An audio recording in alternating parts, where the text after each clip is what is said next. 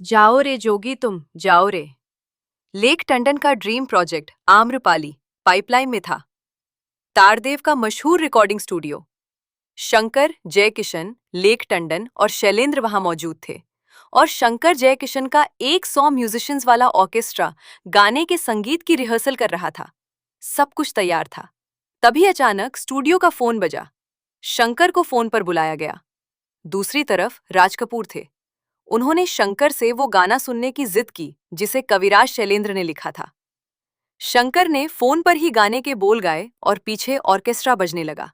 गाना था काटे न कटे रैना। जैसे ही गाना खत्म हुआ, राज कपूर ने शंकर से कहा, जरा लेक को फोन देना। लेक टंडन ने जैसे ही राज कपूर से बात की, वहां मौजूद लोगों ने देखा कि लेक जी के चेहरे पर हवाइयां उड़ रही हैं। उनके फोन रखते ही सबने उनसे पूछा कि भाई क्या बात है। तो लेक जी बोले, राज साहब को ये गाना मेरा नाम जोकर के लिए चाहिए। अब हम क्या करेंगे। लेक टंडन राज कपूर के असिस्टेंट रह चुके थे और शंकर जयकिशन और शैलेंद्र तो राज कपूर के ही खोज थे। वही तो उन्हें इस इंडस्ट्री में लेकर आए थे। तो इनमें से किसी के लिए भी राज कपूर की बात को टालने का तो सवाल ही पैदा नहीं होता था। सब एक साथ बैठे, समझ नहीं पा रहे थे कि क्या किया जाए। और तभी स्थिति और गंभीर हो गई। हुआ यूं कि लता मंगेशकर वहां पहुंच गईं। वैसे तो सभी साथ में काम करते रहे थे, पर लता जी का ओरा ही कुछ ऐसा था कि सब उनसे बड़े प्रभावित रहते थे, उनकी बड़ी इज्जत करते थे। लता जी ने पूछा, मामला क्या है। उन लोगों ने उन्हें सब बताया। पल भर के लिए वे शांत रहीं। फिर उन्होंने हारमोनियम अपनी ओर खींचा और कहा, अरे तो क्या हुआ, चलिए एक और गाना बनाते हैं। हम मिलकर कर लेंगे ना, हो जाएगा। और कुछ ही मिनटों में शंकर जयकिशन और लता मंगेशकर ने एक धुन तैयार भी कर ली। शैलेंद्र ने लिखा, जाओ रे जोगी तुम जाओ रे। चारों तरफ वाह वाह होने लगी। फिर सवाल आया, अंतरे। शैलेंद्र ने बड़ी बहादुरी से बात की, कमान संभाली और कहा, इस वक्त हम सब यहां से चले जाते हैं, बिखर जाते हैं। हम सभी दोपहर 3 बजे फिर से मिलते हैं। तब तक मैं अंतरे तैयार कर लूंगा। सब लोग वहां से चले गए। शैलेंद्र ने लेक जी को बुलाया और कहा कि आप मेरे साथ चलिए। दोनों शैलेंद्र की कार में बैठकर आर्य मिल्क कॉलोनी पहुंचे, जो उनकी पसंदीदा जगहों में से एक थी। शैलेंद्र ने रास्ते में रुककर कुछ बियर ली और रेस्तरां में बैठ गए। लेक टंडन की घबराहट बढ़ती जा रही थी और शैलेंद्र बस सिगरेट पीते रहे, सोचते रहे। पर उनकी नोटबुक का पन्ना पुर का कोरा रह गया। इसी दौरान दोनों ने लंच किया। लेक जी को गले से निवाला उतारना भी मुश्किल लग रहा है।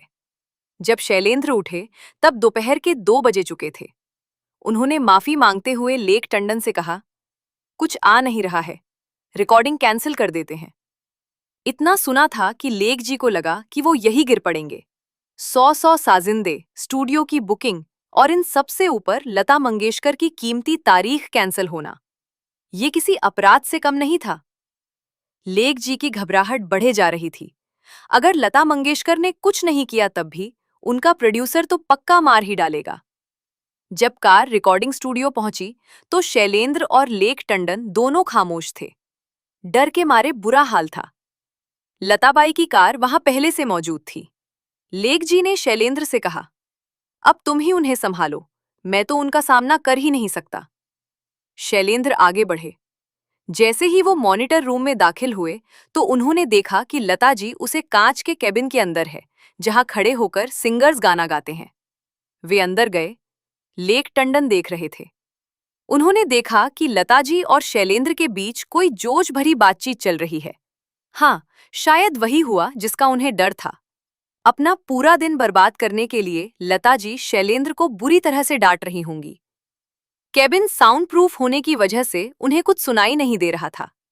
लेक जी ने चुपके से सिंगर का माइक्रोफोन ऑन किया और उस वक्त उन्होंने जो सुना उसे सुनकर वो दंग रह गए।